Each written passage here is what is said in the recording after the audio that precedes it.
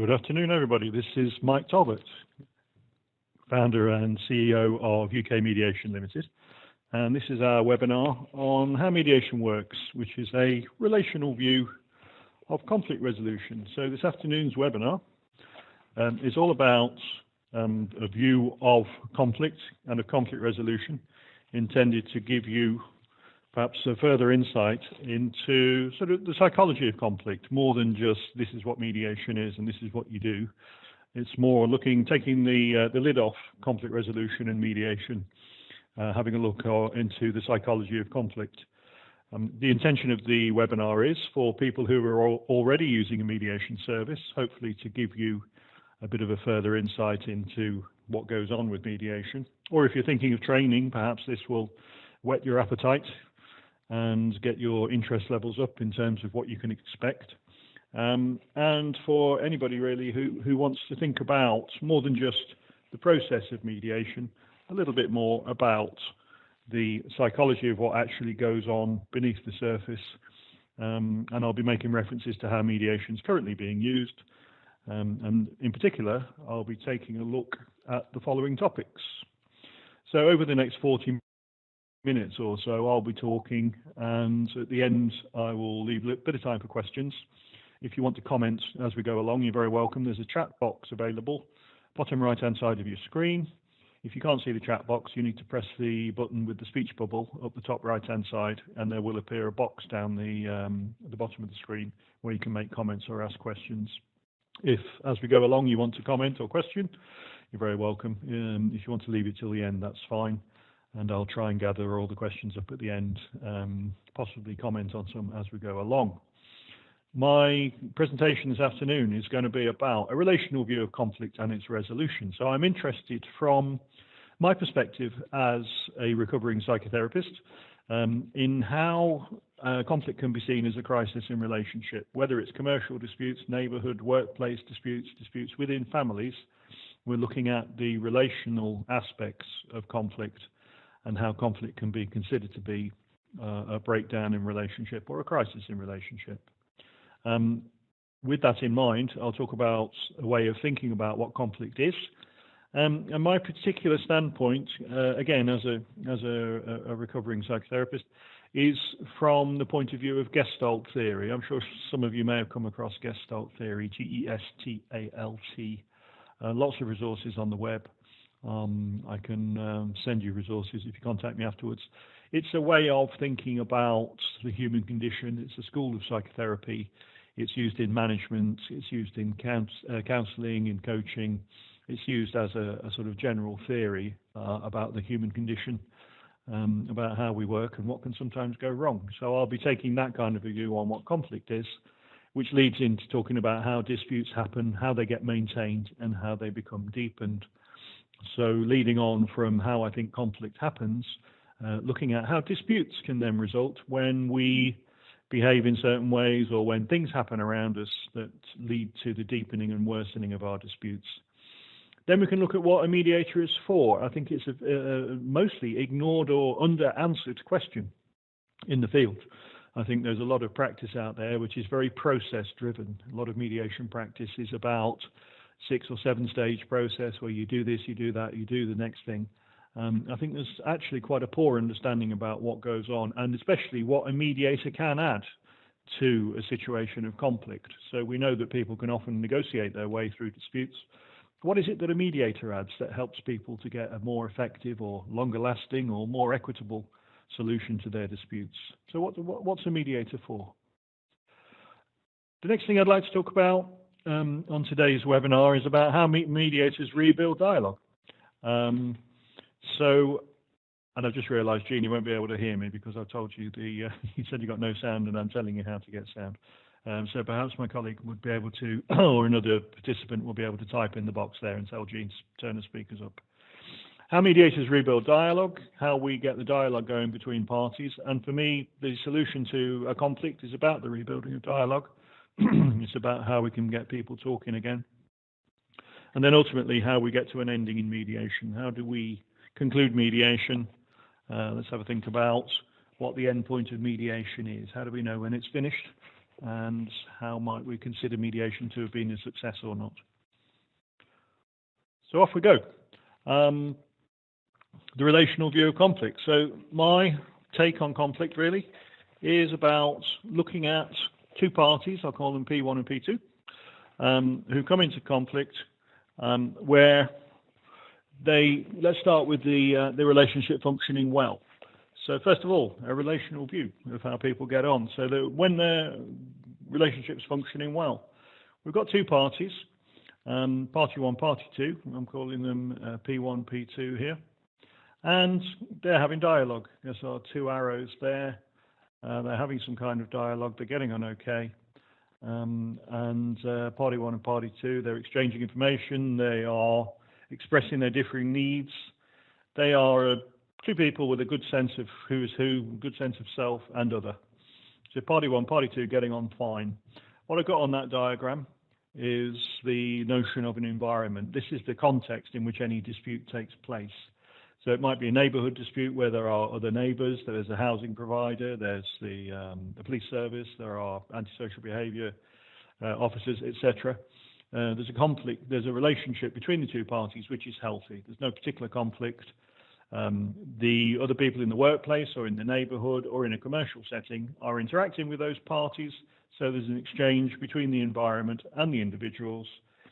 They can take support from the environment, they can take support from other people in the workplace, colleagues and management, or the organisation as a whole. So there are healthy interactions both between the two parties and healthy interactions between the parties and those who surround them. So there's a context there. There is a sense of the two parties getting on well, their interactions are healthy, and there's a sense in which they are interacting healthily with the people around them.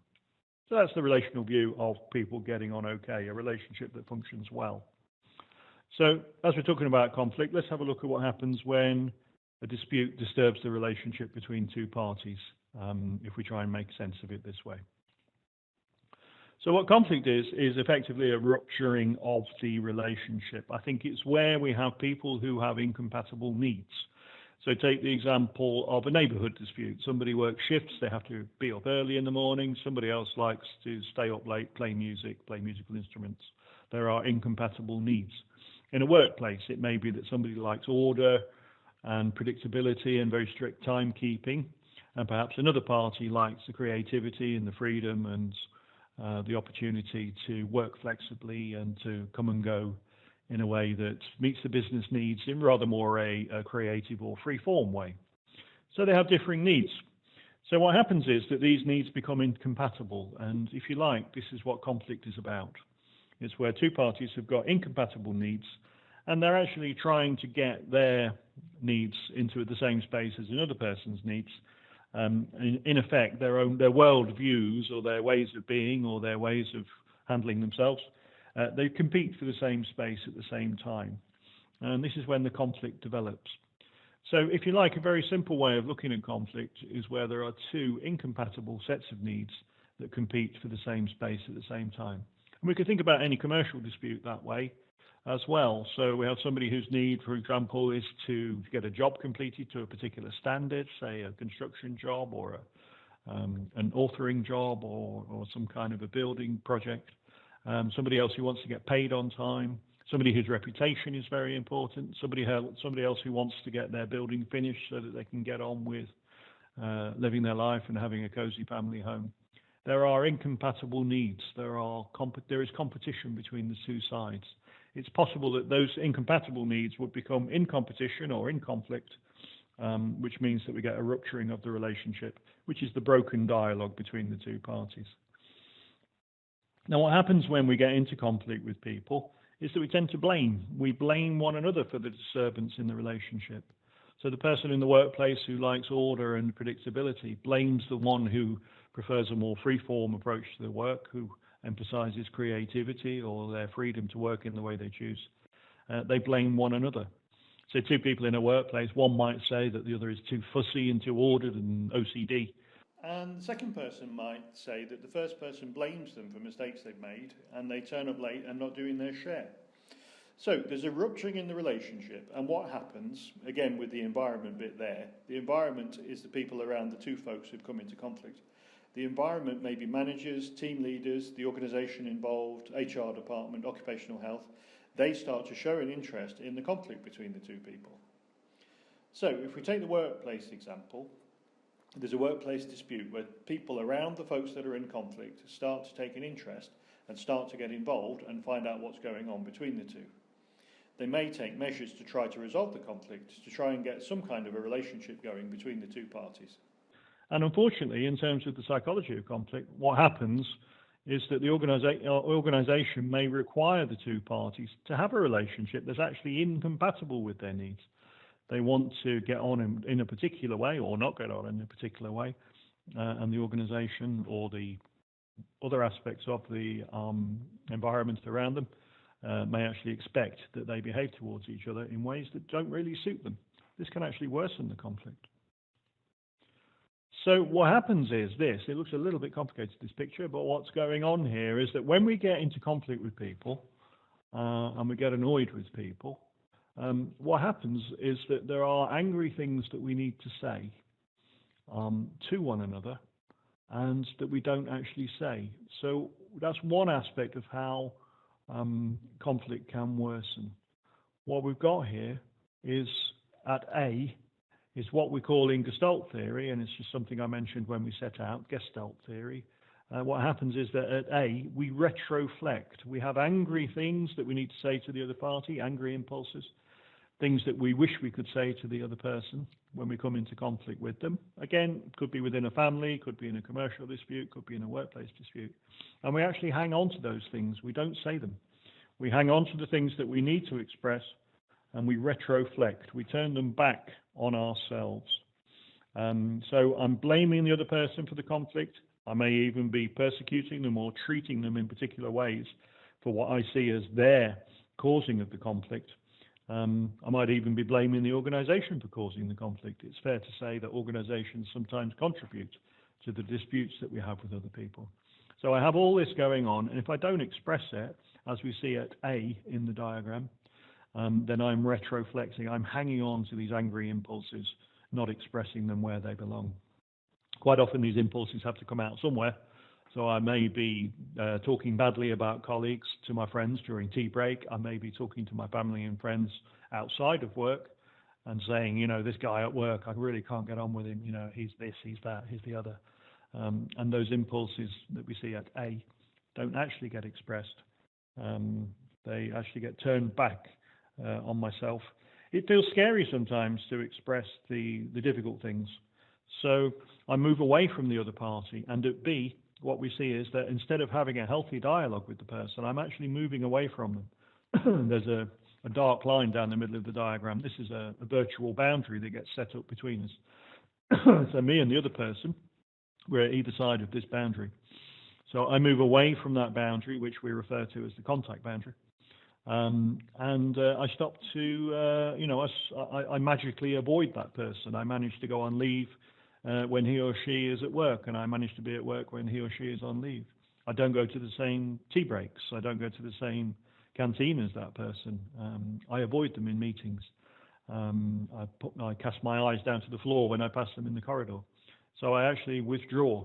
I move away from the other person.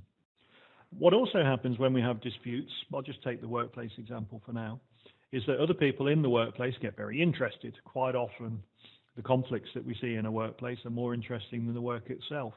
So what we've got at C is an increasing sort of involvement of people outside of the relationship between party one and party two. So other people, other factions get interested. They get interested and they'll support one or another party over the other. So the ways that we support parties who are in conflict, perhaps inappropriately, is to say, oh, he didn't say that to you, did he? Oh, I wouldn't let her get away with that. She said what?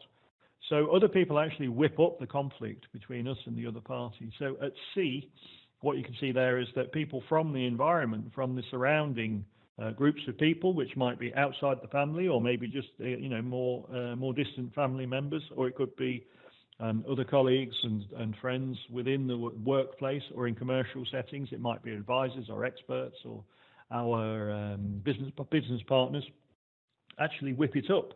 So people outside of the relationship between party one and party two actually whip up the conflict and can fan the flames of the conflict and make it worse. So this maintains the dispute between party one, party two, and actually deepens that dispute. And then finally at D, the organisation gets very interested. So take the workplace example. Occupational health get interested in the fact there's this dispute going on between party one and party two that might be causing absenteeism. The HR department gets interested because there begin to be allegations about bullying or harassment. Or managers get interested because they're concerned about people's performance levels or even their capability. So what happens is that the dispute can be maintained or even deepened, and the parties get set against each other, especially when we go into formal processes, when we get into formal stages of a grievance or a conduct process, and the organisation starts to set the parties against each other, not intentionally, but if we miss out the mediation bit or the direct dialogue bit, what can happen is we get into formalities, we get into a standoff between the parties with witness statements and things that actually set the two parties against each other through the formal process. So just in summary there for this diagram, a dispute that has begun by having incompatible needs between the two parties then gets maintained and deepened with A, direct reflection, things that don't get expressed by each party, B, the way they start to isolate themselves from one another and take up opposing positions on either side of a contact boundary, C, the way that factions or colleagues, friends get involved and whip up or fan the flames, and D, where the organisation can get involved in trying to address the dispute, but actually and unfortunately sometimes having the opposite effect. So let's go on and say what a mediator's for. So along comes a mediator, and the mediator here, what they do, I've drawn it rather big on there. It's a very large mediator relative to the parties, but the mediator comes along and intervenes. So the mediator gets involved, usually, if you take a workplace example again, as in an impartial, independent, somebody who is going to try and restore the contact between the two parties. So what happens is, with this dotted line, what they do is they temporarily insulate the two parties from the organisation. So the mediator will set up some boundaries of confidentiality, of even mundane things like trying to hold the mediation session away from the party's normal place of work. So we try and set up the conditions by which the parties and their conflict become insulated from the organisation and from the party's factional supporters and from anyone else who might be influencing the dispute. So in the previous diagram, we're seeing how people's factional supporters can whip up the conflict, or how the organisation can actually set people against each other. So one of the first tasks of the mediator is to insulate people from that by having good boundaries of confidentiality, putting some time aside, being really clear about what the mediator's role is, and in effect creating what we would call a container.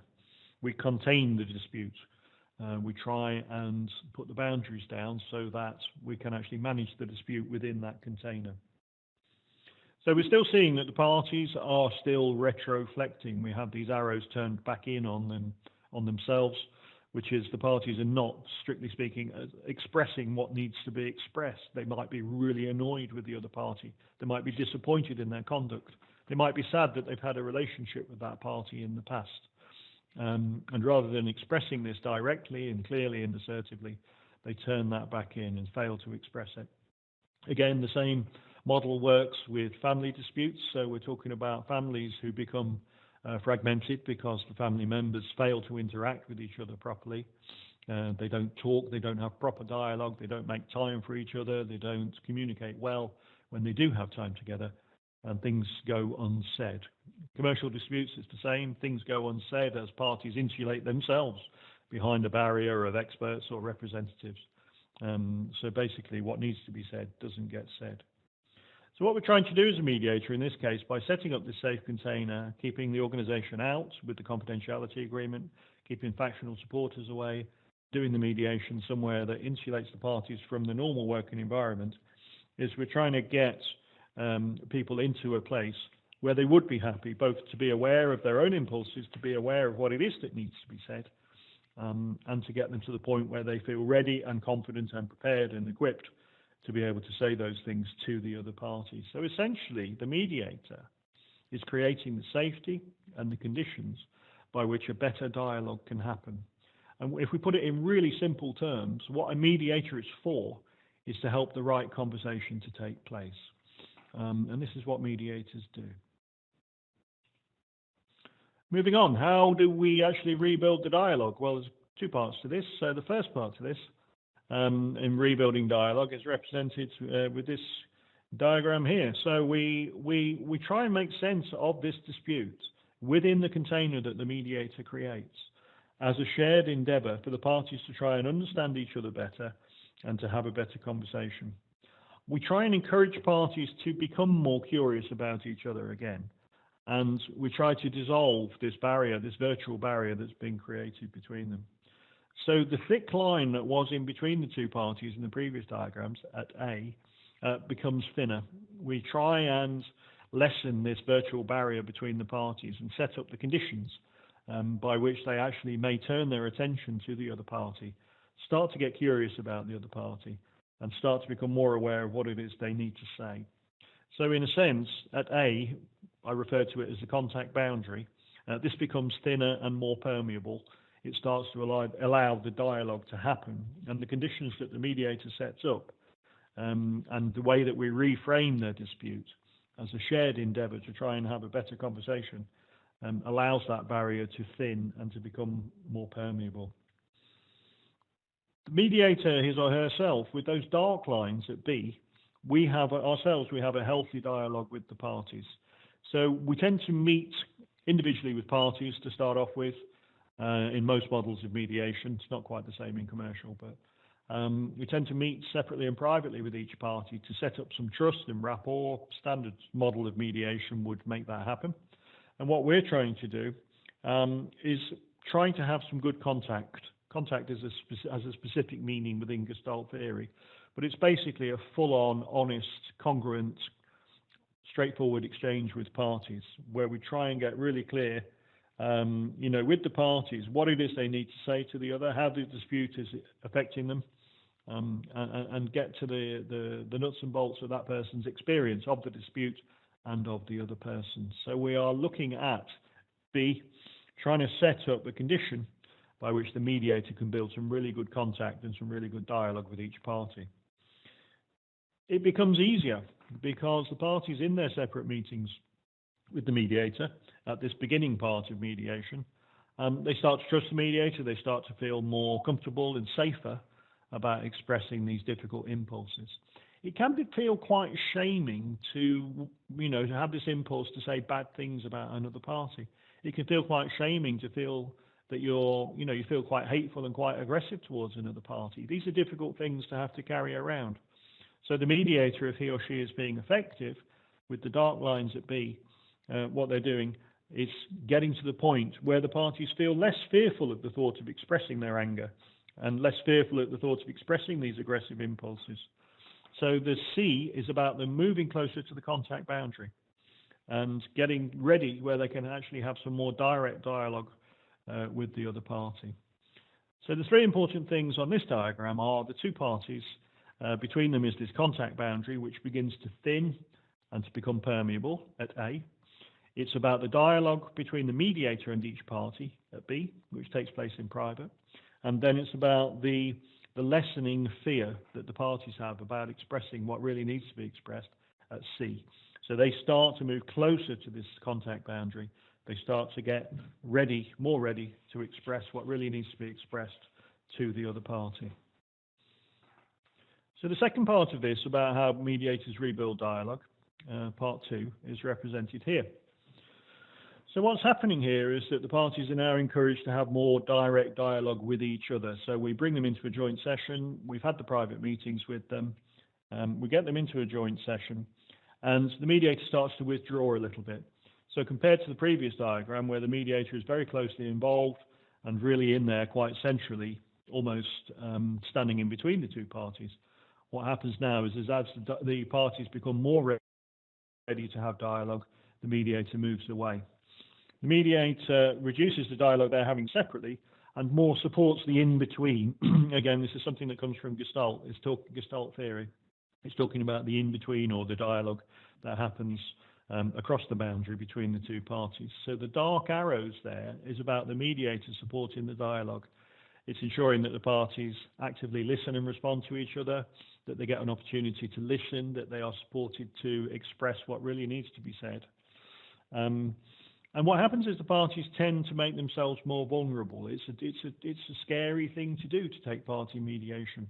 And what we're doing is helping parties to get to a point where they can feel more vulnerable, more ready to express their needs, more ready to say how they've been affected by the words and deeds of the other party, and more supported. So what happens is that those retroflections, the things that have not been said, the things that have been turned back on themselves, now become more directly expressed. So all those dotted lines is about the dotted line of the building dialogue between the two parties. The dialogue starts to happen, and also the dotted line of the dialogue between each party and the mediator. So previously, the mediator was having quite a lot of dialogue with the dark lines there between themselves and each party, and now that's becoming less as the parties' dialogue begins to build directly between the two parties. We've still got the insulating container. We still have the organisation and its HR officers and its in-house legal and its occupational health department are kept away from this process so that it's not contaminated by them. And the factional supporters of each of the parties are also kept outside this container. We try and keep it within this insulating container because it's quite a scary thing to have to do, to say difficult things to a colleague that you've not actually spoken to properly for 6 months. We find it's the safety is partly what makes that happen and makes that possible. So here we are, from the Rebuilding the Dialogue Part 1, we've had individual contact between the mediator and each of the parties. It builds their confidence to begin to move towards the contact boundary and to commit to trying to have some kind of dialogue with the other person. It means that the contact boundary thins between them.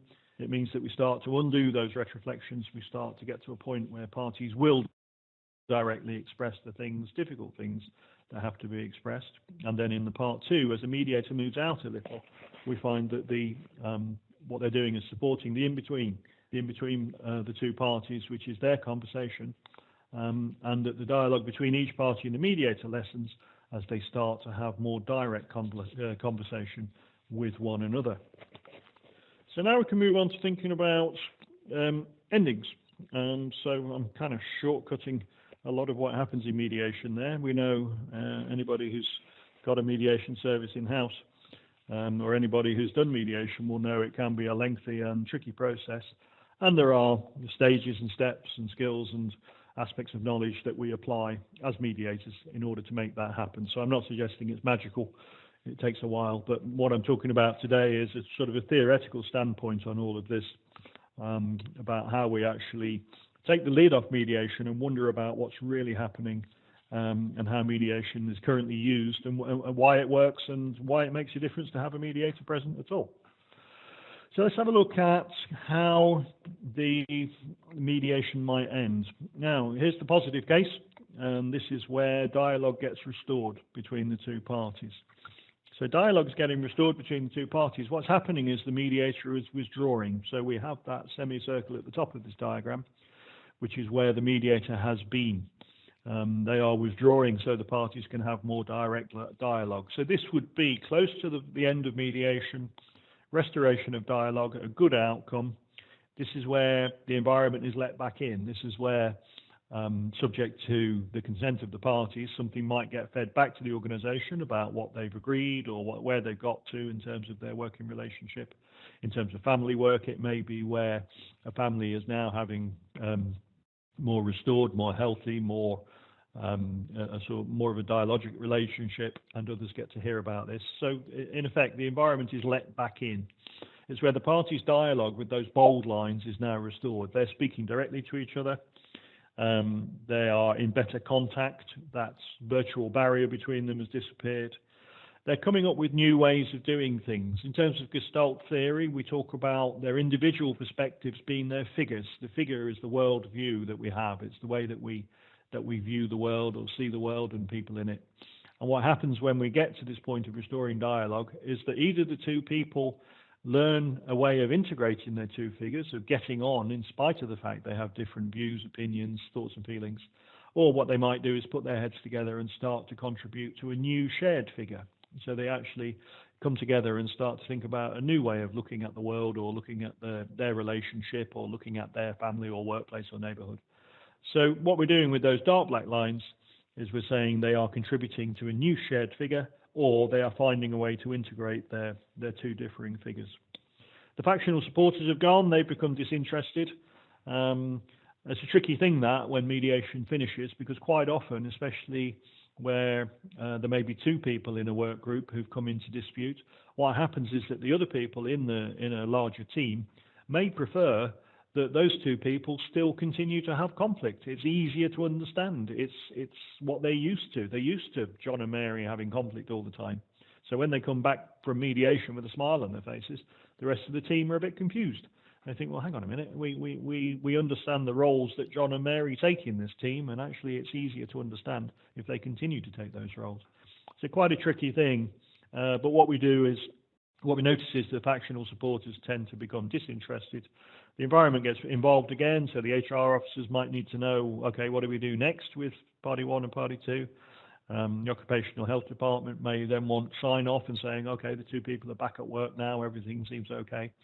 And I've left the little semicircle there at the top just to say that there is a lasting effect of having a mediator involved. You know, it remains with them, the fact they've had this experience of mediation, remains with them that they have had this third party involved in helping them to get their relationship back on track.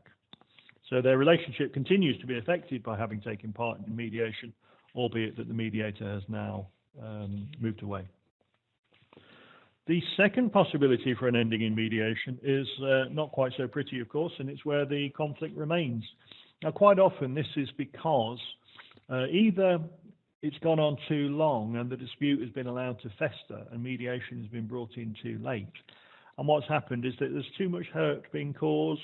People have got too afraid and too fearful and potentially shamed about expressing these difficult and aggressive impulses towards each other.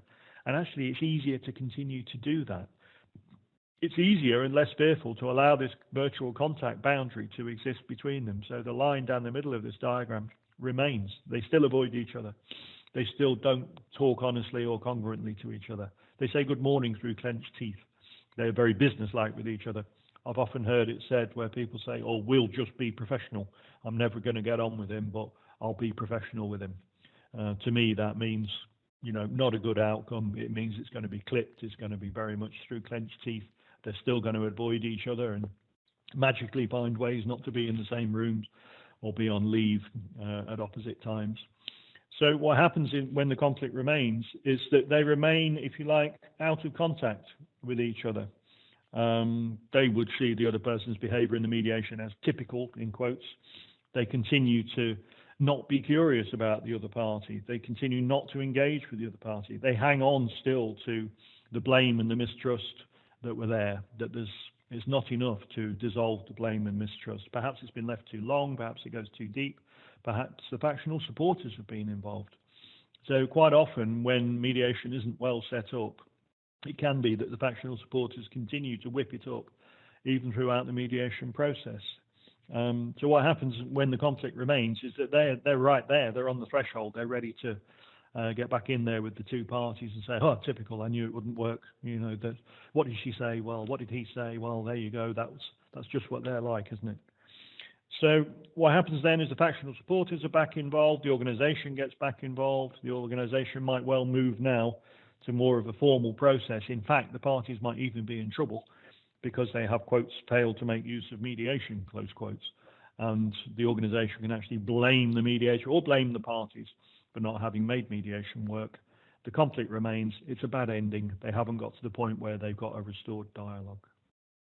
So the two possible endings of mediation, that was the first one. That's where dialogue's restored and where we have a healthy dialogue that's restored and maintained between the two parties, albeit that their relationship is changed by the presence of the mediator. They're back to normal, not quite, but normal. They've had their conflict. They don't forget it. These things can be quite profound, even quite traumatizing, and it's hard to put it down sometimes.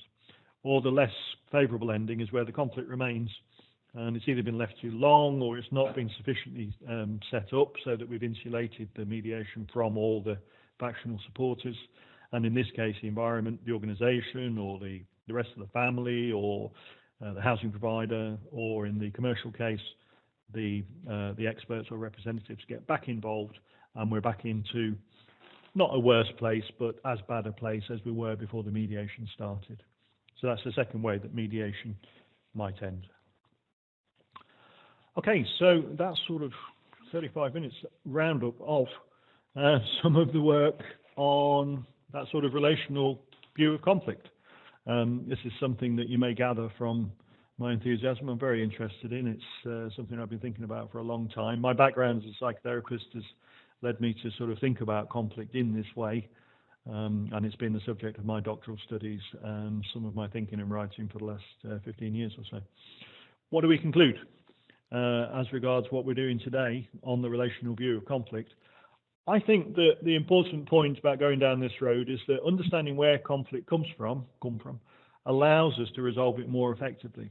So if we know where conflict happens, why it occurs, why it becomes maintained and deepened, it gives us a better chance of being able to resolve it effectively, far more so than just a staged process. So first you do this, then you do that, then you do the next thing, then you do the next thing. There's a lot of that about. A lot of books written about how to do mediation, very little written about why it works and why it sometimes doesn't. I think an understanding of what the mediator adds, I know we have this conversation quite a lot at UK Mediation, is people who hold budgets saying, well, why should I spend money on getting a mediator involved? What can the mediator do that we can't do for ourselves? And it's a perfectly legitimate question, and I really, really welcome it, because it gives us an opportunity to say we do actually understand what the mediator adds. With setting up the safety, with setting up a container in which dialogue can be rebuilt, with being able to build trust and rapport with parties, it gets them ready, less fearful, more prepared to express things that have not yet been expressed, and leaves them in a place where actually their dialogue is restored. And on that point, I think that restoration of dialogue is, in a manner of speaking, it's a good outcome to any mediation. It's not about reaching, quotes, agreement. I and my team of mediators here at UK Mediation, we could probably get agreement on 100% of cases. You can get people to agree to things without getting their arms up their back in pretty well every mediation. It's rare that you can't get an agreement. But for me, that's not a good outcome to mediation. So we don't actually quote a percentage figure of success. We see a lot around on the web. One provider will say 85% success, so one will come back with 86, and somebody else will say 90, somebody 92. Okay, great. It's quite meaningless. I think what's important is that we get to the point where you've got more collaboration between parties. A collaborative organisation is a more successful and more profitable organisation.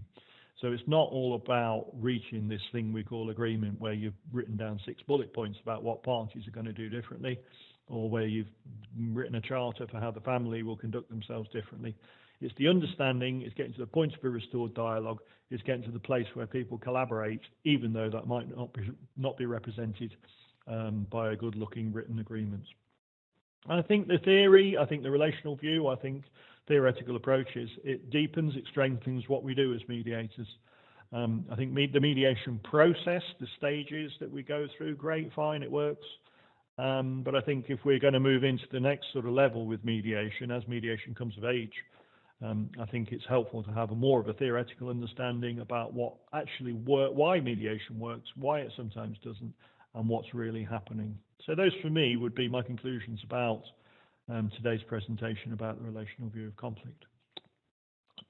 So there we have it. I hope that's interesting, stimulating, exciting in some way. And thanks very much for being along here this afternoon. You know, it would be great if you could follow us on Twitter. That's our handle, @UK Mediation. Find us on Facebook. There are some videos, etc., on our Facebook page. We do these occasional webinars. There'll be more to come, so do keep an eye on the website, or if you're following us on Twitter, you'll get notifications of them. It's great to speak to everybody this afternoon.